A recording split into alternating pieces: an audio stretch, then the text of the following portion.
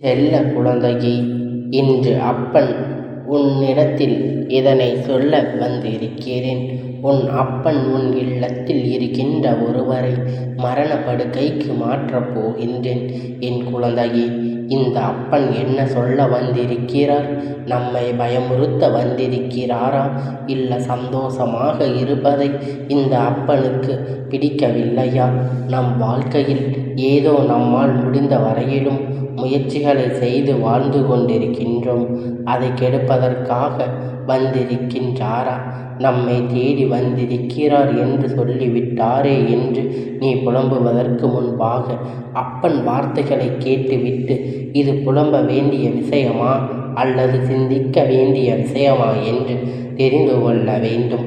என் குழந்தையே, உன் அப்பன் நான் உன்னுடைய வாழ்க்கையில் இருந்து உனக்காக என்ன தர வேண்டும்? உனக்கு தர நினைக்கின்ற ஒவ்வொரு விஷயங்களும் ஏதாவது ஒரு காரணத்தோடுதான் நடக்கும். இப்பொழுது எல்லாம் ஓசை என்ற செயலை உச்சக்கட்ட கோபமான வார்த்தை செய்கிறார்கள். அவர்களுக்கு தண்டனையைத்தான் தோன்றுகின்றது. என் பிள்ளையே, வாழ்க்கையில் ஒரு முறைதான் அதை சந்தோஷமாக வாழ முடியும். என் அப்பன் பல முறை சொல்லி இருக்கின்றேன். அதே போல அதை நீ உனக்காக வாழ வேண்டும் என்று நான் அடிக்கடி உன்னிடத்தில் சொல்லி இருக்கின்றேன்.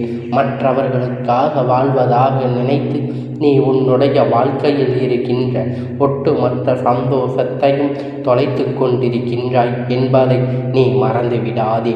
உன்னோடு நான் இருக்கின்ற இந்த நேரத்தில், உன்னோடு நான் இருக்கின்ற இந்த தருணத்தில் உனக்கு இந்த வாழ்க்கை என்னவெல்லாம் கொடுக்க நினைக்கின்றதோ அதையெல்லாம் சரியாக கொடுத்து கொண்டிருக்கின்றது என்பதை முதலில் நீ புரிந்து கொள்ள வேண்டும்.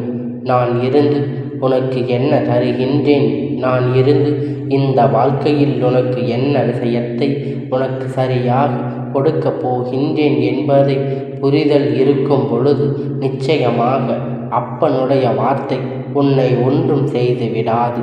ஆனால் எந்த இடத்தில் இந்த வாழ்க்கையில் நீ அதிகபட்சமாக எந்த ஒரு நம்பிக்கையும் இல்லாமல் வாழ்ந்து கொண்டிருக்கின்றாயோ, நீ செய்வதுதான் சரி என்று நினைத்து கொண்டிருக்கின்றாயோ, அப்பொழுதுதான் இந்த அப்பன் உள்ளே வர வேண்டிய நிலைமை ஏற்பட்டு இருக்கின்றது.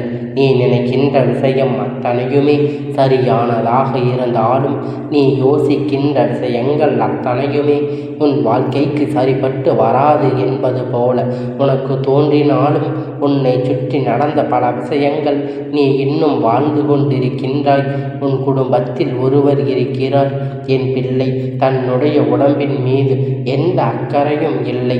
தன் எதற்காக வாழ்கின்றோம், ஏதோ உண்ண வேண்டும் என்று இருக்க வேண்டும் என்று வாழ்ந்து கொண்டிருக்கின்ற இந்த நேரத்தில் வாழ்க்கையில் உனக்கு என்ன பிரச்சனை வந்தாலும் என்ன துன்பங்கள் வந்தாலும் அதை தாங்கிக் கொள்ள முடியாத அளவிற்கு உனக்கு பல கஷ்டங்கள் வர தொடங்கி விடுகின்றது. எல்லா விஷயத்தையும் தாங்கிக் கொள்ள வேண்டும், எல்லா கஷ்டங்களையும் பொறுத்து கொள்ள வேண்டும். அடுத்தது இந்த வாழ்க்கையில் என்னவெல்லாம் உணர்ந்து அதை நோக்கி பயணித்திருக்க வேண்டும். ஒரு சிறு கஷ்டம் வந்தாலும் தன்னுடைய மனதை போட்டு வருத்தி கொண்டு உணவு உண்ணாமல் இருப்பது இவர்களுக்கு வேடிக்கையாகிவிட்டது. உணவு எதற்காக எடுத்துக்கொள்கின்றோம் என்பது தெரிந்தால் யாருமே எந்த கஷ்டத்திலும் அதை தவிர்க்க மாட்டார்கள்.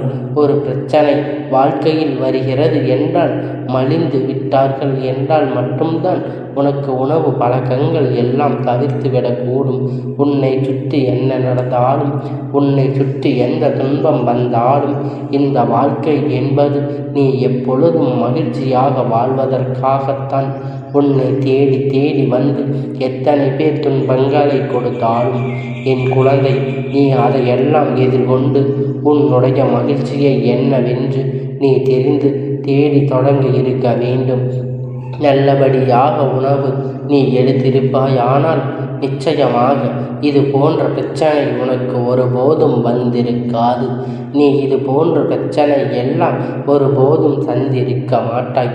ஆனால் எல்லாவற்றிலும் ஏனோ தானோ வென்று வாழ்க்கையில் எல்லா விஷயங்களுக்கும் நாம் வாழ வேண்டும் என்ற எண்ணம் இல்லாமல் ஒரு கவலையும் கஷ்டமும் வந்தவுடன் உடனடியாக பட்டினியாகத்தான் வயிற்றை போடுவது வேடிக்கையான ஒருவர்தான் அந்த மரணம் படுக்கை உன் அப்பன் இப்பொழுது உனக்கு கொடுக்கப் போகின்றேன்.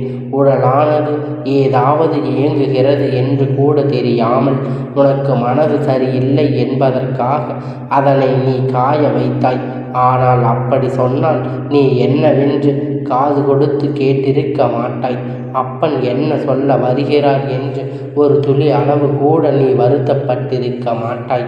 உன் அப்பன் உனக்கு நான் தெளிவாக இந்த விஷயத்தை சொல்லிவிட்டு தெளிவாக இந்த விஷயத்தை உன்னுடைய வாழ்க்கையில் இருந்து என்னவாக மாறிவிட வேண்டும். ஒருவர் உண்ணாமல் சரியான நீர் அருந்தாமல் தன்னுடைய உடலை கவனிக்காமல் இருந்தால் தவிர என் பிள்ளை அப்பன் எந்த ஒரு பிள்ளையும் தன்னை விட்டு செல்வதை விரும்புவது கிடையாது.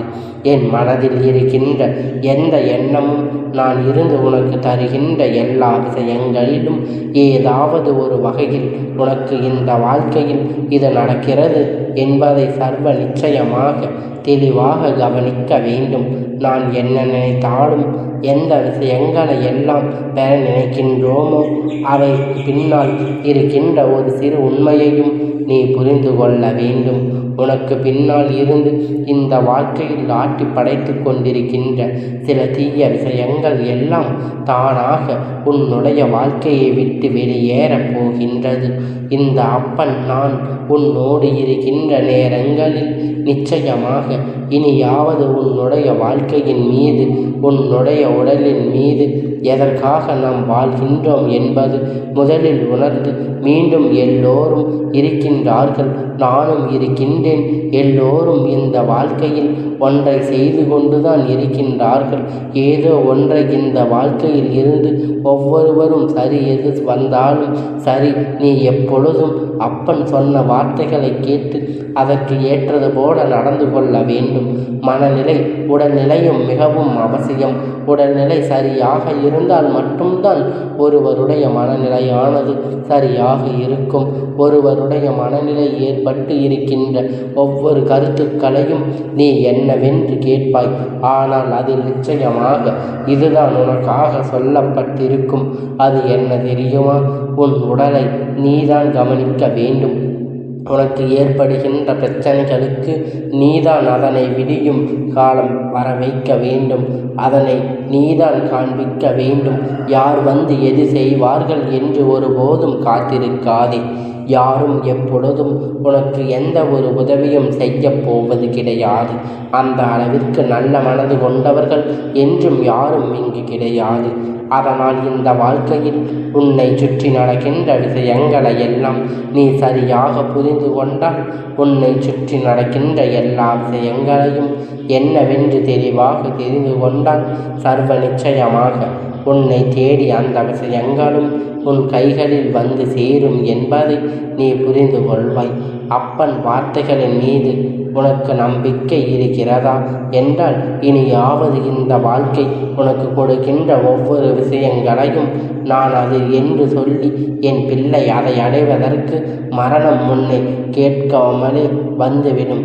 மரணம் எப்பொழுதும் உன்னிடம் கேட்பது பொழுது என் குழந்தை உன்னுடைய வாழ்க்கை வேண்டும் என்று நீ கொடுக்க நினைக்கின்ற ஒவ்வொரு விஷயங்களுக்கு பின்னாலும் யாரோ ஒருவருடைய தலையில் நிச்சயமாக இருக்கும். யாரோ ஒருவருடைய பிரச்சனைகள் உன் வாழ்க்கையில் குறித்து நினைக்க முயற்சி செய்கிறார்கள். நீ கொடுத்த இடம்தான் அத்தனை காரணமாக இருந்தது. பிரச்சனைகள் வந்தவுடன் வயிற்றை நிரப்பினால் மனதில் கஷ்டங்கள் இருக்காது என்று இருக்கின்ற சிலர் எங்கே பிரச்சனை வந்தவுடன் வேண்டும் என்று ஆள வைக்க வேண்டும் என்று சொல்லி உனக்கு பிரச்சனைகளை உருவாக்கப் போவது யார் என்பதில் முதலில் நீ தெரிந்து கொள்ள வேண்டும். எல்லா விஷயங்களையும் கடந்து எல்லா துன்பங்களையும் தாண்டி இந்த வாழ்க்கை உனக்கு என்னவெல்லாம் கொடுக்க வேண்டும் என்று நீ யோசிக்கின்றாயோ அதன் மீது உன்னுடைய கவனத்தை செலுத்து. என் பிள்ளையே, ஒரு இடத்தில் அவமானப்படுகிறோம் என்றால் அந்த இடத்தில் இருந்து துன்பங்கள் உனக்கு இந்த வாழ்க்கையில் என்னவெல்லாம் அதை நோக்கி உன்னுடைய பயணம் தெளிவாக இருக்க வேண்டும். சேர்த்து கிடக்காத அந்தோடு அனைத்து முடிந்துவிட வேண்டும் என்பதை நீ புரிந்து கொள்ள வேண்டும். எந்த இடத்திலும் தயக்கம் இல்லாமல் நீ பயணிக்கின்றாயோ என்பதனை புரிந்து கொள்ள வேண்டும். அப்பன் சொன்ன விஷயத்தில் இருக்கின்ற உடைய இல்லத்தில் எந்த ஒரு பிரச்சனையும் இது போன்ற ஒரு சூழ்நிலையும் இருக்கின்றது. எல்லா இடத்திலும் இங்கும் அங்குமாக சுற்றி திரிகின்றது. மட்டுமல்லாமல் இந்த வாழ்க்கையில் நீ நினைத்ததையெல்லாம் வெற்றிகரமாக முடித்து விட்டால் போதும் என்றுதான் நான் நிச்சயமாக உன்னிடத்தில் சொல்லிக் கொண்டு இருக்கின்றேன். என்ன நடந்துவிட்டது, ஏது நடந்துவிட்டது என்று சொல்லி இனிமேலும் அவது வருத்தப்பட்டு உனக்கான பொன்னான நேரத்தை நீ விட்டுவிடாமல் உன்னுடைய வாழ்க்கையில் உனக்கான பல நல்ல விஷயத்தை இன்னும் என்னவென்று தெரிந்து கொண்டு அதற்கு ஏற்றது போல நீயும் வாழ பழகிக்கொள்ள வேண்டும். அதற்கு ஏற்றது போல நீ உன்னாலான முழு முயற்சியை செய்து கொண்டு உனக்கான இருக்கின்ற இந்த தருணங்களில் உனக்காக நான் இருந்து இந்த நேரத்தில் வாழ்க்கையில் சொல்வது போல எத்தனை பெரிய பிரச்சனை உனக்கு வந்தாலும் அதிலிருந்து நீ நிச்சயமாக மீண்டு வந்து விடுவாய். நீ எப்பொழுதும் சொன்ன வார்த்தைகளை எல்லாம் கேட்டு தெளிவாக புரிந்து கொண்ட அப்பன் இது போன்ற விஷயங்களை எல்லாம் சொல்லிவிட்ட பிறகு வருகின்ற துன்பங்களை பார்ப்பாய் அல்லவா? ஆனால் என் குழந்தையே, நீ உன் வாழ்க்கையில் நடக்கின்ற ஒவ்வொரு பிரச்சனைகளையும் சட்டென்று என்னவென்று தெரியாமல் மனமுடைந்து விடுகின்றாய். இனிமேல் உன்னுடைய உள்ளம் ஆரோக்கியமாக இருக்க வேண்டும் என்பதை நீ புரிந்து நடந்து கொள்ள வேண்டும். எப்பொழுதும் தெளிவாக எந்த இடத்திலும் உனக்கு இந்த வாழ்க்கையில் கஷ்டம் வராதபடிக்கு இந்த அப்பன் மீது பெரிய கவனமாக நிற்க வேண்டும். அப்பன் உனக்கு காவலாக நிற்கின்றேன். அப்பன் உனக்கு மிக பெரிய காவலாக இருக்கும் பொழுது நான் மரண படுக்கையில் அனுப்பினால்தான் உனக்கு முக்தி வருமா? அப்பொழுதுதான் அதிலிருந்து மீண்டும் நீ வருவாய் என்றால் நிச்சயமாக அதை யாராலும் தடுக்க முடியாது, மறுத்துவிட முடியாது. யாராலும் அது இல்லை என்று சொல்லிவிட முடியாது. அப்பன் சொன்ன வார்த்தையில் இருக்கின்ற அர்த்தம் உனக்கு உன்னுடைய உடலை உன்னுடைய மனதையும் கவனித்து என் தங்கம் இந்த அப்பனுடைய ஆசீர்வாதத்தை என்றைக்கும் உனக்கு முழுமையாக பெற்றுக்கொள்ள வேண்டும். இந்த அப்பனுடைய ஆசீர்வாதங்கள் உனக்கு என்றென்றைக்கும் முழுமையாக கிடைத்து கொண்டே இருக்கும்.